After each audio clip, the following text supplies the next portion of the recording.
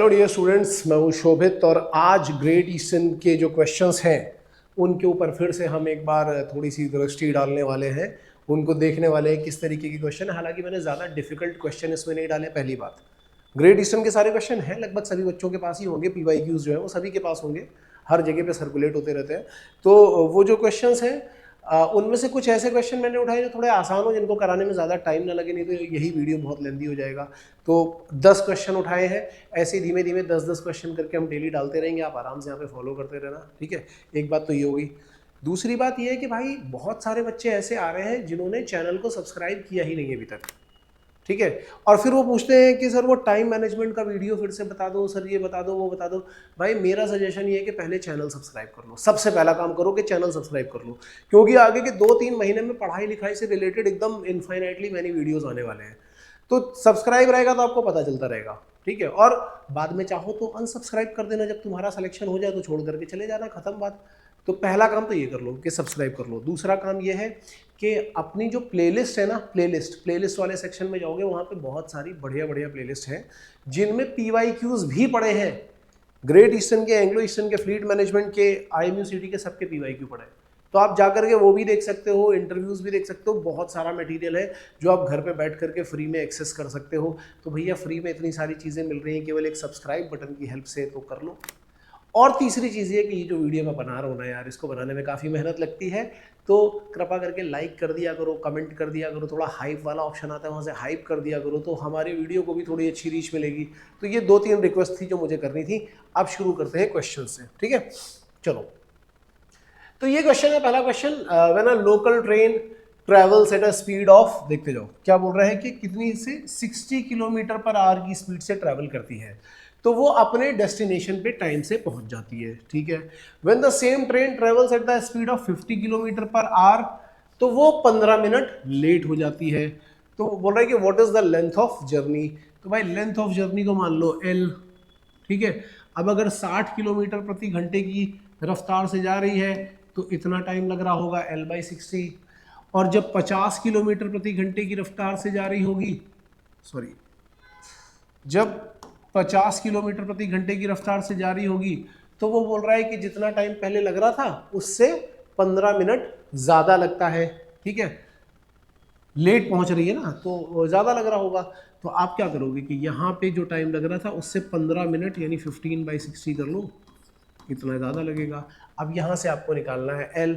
अब देखो कई सारे तरीके होते हैं इसको निकालने के, ठीक है। मैं सजेस्ट करूँगा कि या तो आप, अगर आपको कैलकुलेट करना आता है तो बढ़िया है, नहीं कैलकुलेट करना आता है तो ऑप्शन में से वैल्यू उठा करके सब्स्टिट्यूट करो और आंसर अपने आप आपके पास आ जाएगा, ठीक है। बहुत अच्छा तरीका होता है ऑप्शन सब्स्टिट्यूशन, क्योंकि ये IMU-CT में भी काम करता है और ग्रेट ईस्टर्न में भी काम करेगा। बाकी जो एंग्लो ईस्टर्न के पेपर होंगे उनमें भी काम करेगा, सब जगह काम करेगा। तो देखो कैलकुलेट करने बैठोगे तो आप क्या बोलोगे कि मैं इसको उधर लेके जाऊंगा, इसको इधर लेकर के जाऊंगा और फिर सॉल्व करूंगा। ऑप्शन ये है, यहाँ से उठा करके यहाँ डाला और वैल्यू चेक कर ली कि किससे वैल्यू आ रही है, ठीक है। Now moving on for the next question. A man rows a boat at a speed of 5 kilometre पर आवर, ठीक है। तो भैया एक मनुष्य है जो अपनी नौका को पानी में ऐसे लेकर के चला जा रहा है, और कितनी स्पीड से लेकर के जाता है, 5 किलोमीटर पर आवर की स्पीड से ले जाता है, ठीक है। अब होता क्या है कि भाई जो नदी है उसकी अपनी भी रफ्तार होती है, मान लो उसकी रफ्तार है v। तो ये क्या बोल रहा है कि find the speed of river, यानी v फाइंड करना है। If it takes him 1 hour to row a boat to a place 2.4 kilometre away and return back, मतलब यहां से कोई स्थान यहां पे है जो कि 2.4 किलोमीटर है, तो वहां तक जाना है और वहां से वापस आने में उसको कितना टाइम लग रहा है, 1 घंटा। तो जब तुम देखोगे कि जब ये यहां से यहां जा रहा होगा तब टाइम कितना लगेगा, तो डिस्टेंस अपॉन ये दोनों एक साथ 5 + v हो जाएगा, ठीक है। जब वापस आ रहा होगा तो क्या हो जाएगा, 2.4 अपॉन 5 - v, क्योंकि अगेंस्ट द रिवर आना होगा। इन दोनों को मिला करके टाइम कितना लग रहा है, 1 घंटे का टाइम लग रहा है। अब बोल रहा है कि बताओ, ये 2.4 ही था, याद रखना।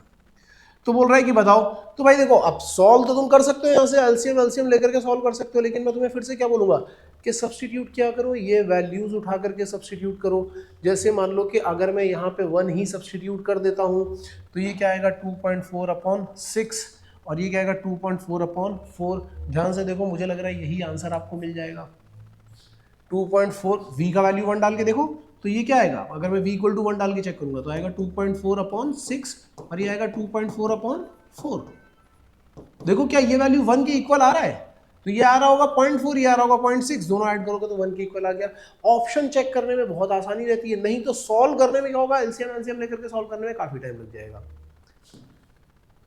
अब आगे चलते हैं, ये बोल रहा है out of 26, 13 and 34 which two numbers are coprime. यदि आपको कोप्राइम की डेफिनेशन पता है तब तो क्वेश्चन खत्म है, और नहीं पता तो फिर आप रोते बैठोगे। कोप्राइम की डेफिनेशन क्या होती है, दो नंबर x और y को कोप्राइम कब कहा जाता है, जब उनके बीच में हाईएस्ट कॉमन फैक्टर जो होता है वो 1 आ रहा हो। ठीक है, मतलब कोई कॉमन फैक्टर हो ही ना बेसिकली। तो आप देखो 26 और 13 में क्या आ रहा है, 13, 26 और 34 में भी 2 का आ जाएगा, 13 और 34 में कुछ भी कॉमन फैक्टर नहीं आ रहा, तो हम क्या बोलेंगे 13 एंड 34, ये करेक्ट आंसर होगा। तो क्वेश्चन देख रहे हो इतने आसान भी आ रहे हैं, डेफिनेशन बेस्ड है। जिनको डेफिनेशन पता है वो फटाक से कर लेंगे, जिनको डेफिनेशन नहीं पता वो बेचारे फंसेंगे। Then how many zeros are used in writing first 100 whole numbers. यहां पे डाल दिया होल नंबर्स। अगर नेचुरल नंबर की बात करी जा रही होती तो हम बात करते हैं 1 2 3 4 से लेकर के 100 तक की, ठीक है, लेकिन बात तो किसकी कर रहा है, होल नंबर्स। होल नंबर मतलब एक जीरो यहां भी आ गया है। अब तुम खुद सोच के देखो कि बोल रहा है कि इसमें कितने जीरो आ रहे होंगे, भाई एक जीरो तो ये आ गया, और बाकी जीरो कहां पे आ रहे होंगे, 10 20 30 इन सब में आ रहा होगा। तो अगर आप ऐसे देखोगे कि हाँ एक जीरो 10 के साथ आया, एक 20 के साथ आया, एक 30 के साथ आया, 40 50 में लिखते जा रहा हूं ताकि आप समझ पाओ, ठीक है, 70 80 90, अगर यहां 100 है तो देखिए ना 10 और एक 11 जीरो तो ये हो गए, और एक 12वां जीरो ये हो गया, तो टोटल कितने जीरो आ रहे हैं, 12। Now moving on, population of a village is 8000। मान लो वहां पे कुछ मेन है, मेल या और कुछ फीमेल, इन दोनों को मिला करके कितनी जनता है, 8000 जनता है, ठीक है। वो बोल रहा है अगर 6% आदमी बढ़ा दिए जाए, यानी मेल में हम क्या कर दें कि इसका 6% बढ़ा दिया, मेल का 6%, और फीमेल का कितना या विमेन का कितना 10%, विमेन का 10% बढ़ा दिया, तो कह रहा है कि अब जो पॉपुलेशन हो जाएगी वो कितनी हो जाएगी, 8600। पहले 8000 था, अब 8600। तो हमने एक्चुअल में कितने लोग बढ़ा दिए, 600 बढ़ा दिए, यानी इन दोनों का सम कितना आना चाहिए, 600 आना चाहिए। तो वो बोल रहा है कि बताओ उस गांव में कितने आदमी हैं। अगेन देखो इक्वेशन दो अपने पास बन करके आ रही है, एक इक्वेशन ये बन के आ रही है और एक इक्वेशन ये बन के आ रही है। हम इन दोनों इक्वेशंस को सॉल्व कर सकते हैं, एक तरीका तो ये है, बट ये लेंथी मेथड है, मैं बार बार बोल रहा हूँ। ज्यादा अच्छा तरीका क्या है, ऑप्शन उठाओ, सब्स्टिट्यूट करो और चेक कर लो, ठीक है। जैसे मान लो कि मुझे ये ऑप्शन चेक करना है, तो मैं यहाँ पे रखूंगा 4800 का 6%, और चूंकि मैंने 4800 मेल रखे हैं तो सीधी सी बात है कि फीमेल कितनी हो जाएगी, 5200, तो ये रखा। अब मैं चेक करूंगा कि भाई क्या ये 600 के इक्वल आ रहा है कि नहीं आ रहा है, चेक करके देखो, यहां से 2 जीरो, यहां से 2 जीरो, ये आ गया 520, ठीक है, और ये 48 इंटू 6 नहीं आ रहा है, ये तो क्लियरली दिखाई पड़ रहा है कि नहीं आ रहा है। तो अब हम क्या करेंगे, अब हम बाकी के ऑप्शन चेक करेंगे। तो ऑप्शन चेक करना आसान काम है, आराम से ऑप्शन चेक किए जा सकते हैं। जैसे अब दूसरा ऑप्शन ये चेक कर लो 5000, तो क्या करोगे 5000 इंटू 6/100 प्लस रिमेनिंग कितने जाएंगे 3000 इंटू 10/100। अब यहां से चेक करो, ये हटाया आपने तो ये आ जाएगा 300, और यहां से ये 2 हटाए तो ये आया 300। देखो अब ये ऑप्शन करेक्ट आ गया अपने आप। तो ऑप्शन चेक करना कंपैरेटिवली काफी आसान काम है, मैं सजेस्ट करूंगा ऑप्शन ही चेक करो, एक कंडीशन तक आ जाओ और फिर ऑप्शन चेक करो। अब ये बोल रहा है कि दो नंबर है जिनका LCM of x and y कितना दिया हुआ है, ये दिया हुआ है 35322, और फिर वो बोल रहा है कि नंबर कौन से रेशियो में है, 1:3 के रेशियो में। तो सीधी सी बात है कि अगर आप एक नंबर को x ले रहे होगे तो दूसरा नंबर क्या हो जाएगा 3x हो जाएगा, ठीक है। अब वो बोल रहा है कि बताओ इनका HCF क्या होगा। तो भाई देखो x और 3x में हाईएस्ट कॉमन फैक्टर निकालोगे तो x आ रहा है, और वो x निकालना भी बहुत आसान है क्योंकि इन दोनों का एलसीएम निकालेंगे तो 3x ही है, इन दोनों का एलसीएम 3x ही है, और 3x को यदि आपने 353 22 से इक्वेट कर दिया तो x अपने आप क्या आ जाएगा 35322/3। यहां से आपके पास क्या आ जाएगा, यहां से आ जाएगा आपके पास HCF, इन दोनों का HCF क्या था x। तो आपको बस ये डिवाइड करना है और HCF निकालना है, LCM और HCF का बिल्कुल सिंपल सा क्वेश्चन। देन यहां पे लिखा हुआ length and breadth of a rectangle are directly proportional, मतलब उनका जो रेशियो है वो फिक्स है। पहले क्या बोल रहा है कि लेंथ 6 थी अब 21 हो गई है, और ब्रेथ जो है वो अब 14 है, तो ये हो जाएगा 21/14, और पहले लेंथ कितनी थी 6, और ब्रेथ मान लिया हमने कुछ b या y। अब आपको ये क्रॉस मल्टीप्लाई करके निकालना है, खुद देख लो आराम से, 2 मिनट के अंदर ये आंसर आ जाएगा। ठीक है, आप सबको करना क्या है, इसके आंसर जो है ना ये निकाल करके डालने हैं नीचे कमेंट सेक्शन में। A woman sold 15 bedsheets for 15,000, ठीक है, 15,000 की 15 बेडशीट बेच दी, मतलब एक बेडशीट का जो सेलिंग प्राइस था वो हो गया 1,000 रुपए। ओके, और फिर वो बोल रही है कि 5 बेडशीट का कॉस्ट प्राइस उसको गेन हुआ। अब भाई कॉस्ट प्राइस तो हमें पता नहीं था, तो हमने मान लिया कि कॉस्ट प्राइस था x। अगर मैं एक बेडशीट पे प्रॉफिट देखूं तो एक बेडशीट का प्रॉफिट कितना है, वो है 1000 माइनस x। अब 15 बेडशीट का प्रॉफिट देखूंगा तो कितना हो जाएगा, वो हो जाएगा 15 इंटू 1000 माइनस x, और वो एक्चुअल में किसके इक्वल है अकॉर्डिंग टू द क्वेश्चन, वो 5 बेडशीट के कॉस्ट प्राइस के इक्वल है।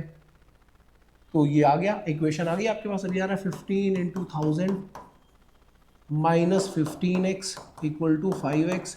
आपको क्या करना है, इसको यहाँ पे लेकर के आओ और उसके बाद सिंप्लीफाई कर लो, अब आपके पास आ गया आंसर। तो उम्मीद है आपको ये क्वेश्चन भी समझ में आया होगा। देन आते हैं नेक्स्ट क्वेश्चन में, बोल रहा which number should be multiplied by 43। अब देखो 43 अपने आप में एक प्राइम नंबर है, और वो बोल रहा है कि कौन सा ऐसा और नंबर इसमें मल्टीप्लाई कर दिया जाए ताकि 3 प्राइम फैक्टर आ जाए। देखो अगर आप केवल 2 मल्टीप्लाई करोगे तब तो 2 ही प्राइम नंबर दिखेंगे, 3 करोगे तो भी 2 ही प्राइम नंबर, जैसे 2 किया तो एक फैक्टर ये है, दूसरा ये है। 43 में अगर आपने 3 मल्टीप्लाई किया तो एक फैक्टर ये प्राइम फैक्टर ये प्राइम नंबर है।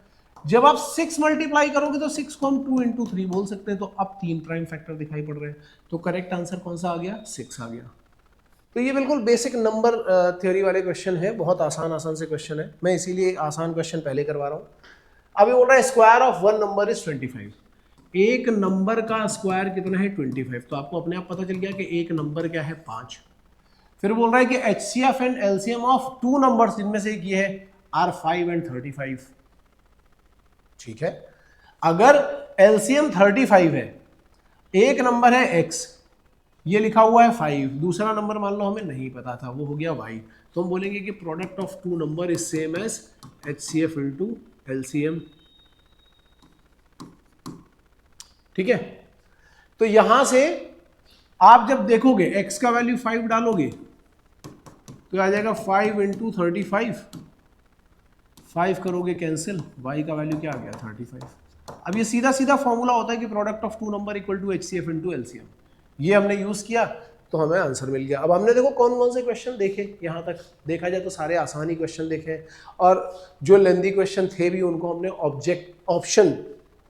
ऑब्जेक्टिव अप्रोच है, ऑप्शन के थ्रू जल्दी सॉल्व कर लिया।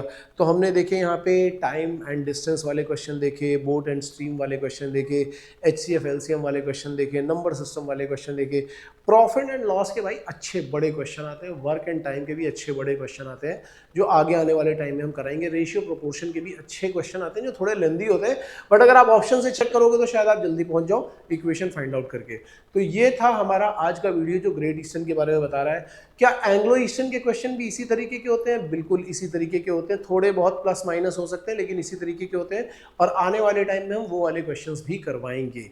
ठीक है, एक बार और बोल रहा हूँ यार कि कृपा करके इस वीडियो को लाइक कर देना, कमेंट करना जरूर, जो आंसर मैंने बताया एक बार कमेंट जरूर करना, वो आंसर्स मतलब जो क्वेश्चन मैंने बताया उनके आंसर्स कमेंट करना, प्लस वो एक हाइप का ऑप्शन आता है, हाइप कर देना यार ताकि लोगों को भी ये दिखाई पड़े। और यदि आप बैच ज्वाइन करना चाहते हो, आपको लग रहा है कि भाई घर पे प्रिपरेशन नहीं हो पा रही है, पैसे वैसे हैं तुम्हारे पास, तो फटाफट बैच ज्वाइन कर लो, नंबर मैंने यहाँ पे नीचे डाल ही दिया होगा, वहाँ पे देख करके बैच ज्वाइन कर लेना जो हमारा मार्च में स्टार्ट होने वाला है। Okay, all the best guys.